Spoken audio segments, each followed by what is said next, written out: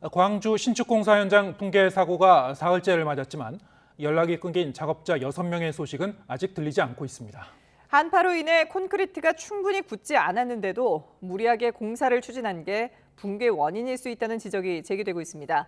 현장에 나가 있는 취재기자 연결합니다. 홍민기 기자.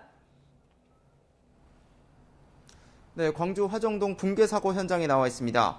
네, 아직 실종자는 발견하지 못한 상황이죠. 오늘은 어떤 작업이 진행됩니까? 네, 애타는 시간만 흐르고 있습니다. 광주 화정동 아이파크 신축 공사 현장 붕괴 사고가 일어난 지 사흘째를 맞았는데요. 건물 안에서 연락이 끊긴 실종자 6명의 소식은 아직 들리지 않고 있습니다. 어제는 소방구조대와 수색견이 무너진 건물 지하 4층부터 지상 38층까지 수색에 나섰는데요. 수색견이 무너진 26층부터 28층 부분에서 특정 장소를 맴도는 등 특이 반응을 보이기도 했습니다.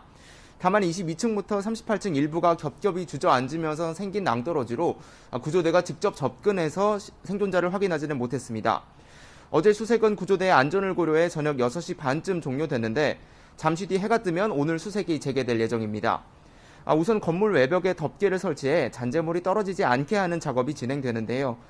그동안은 콘크리트 조각 등 잔재물이 떨어질 위험 때문에 구조대가 아파트 지상 1층을 수색하지 못했는데 가림막이 설치되면 수색의 속도가 더 붙을 것으로 보입니다.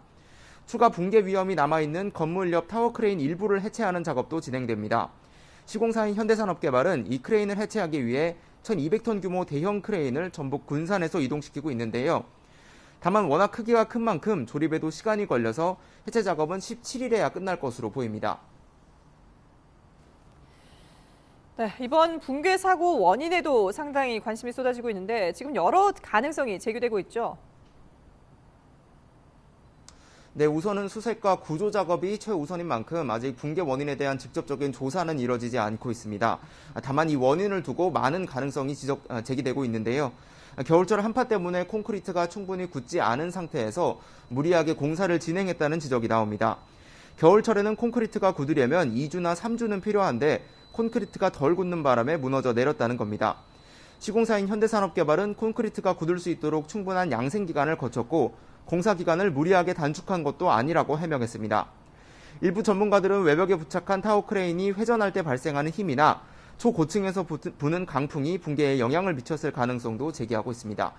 지금까지 광주 화정동 붕괴 사고 현장에서 YTN 홍민기입니다.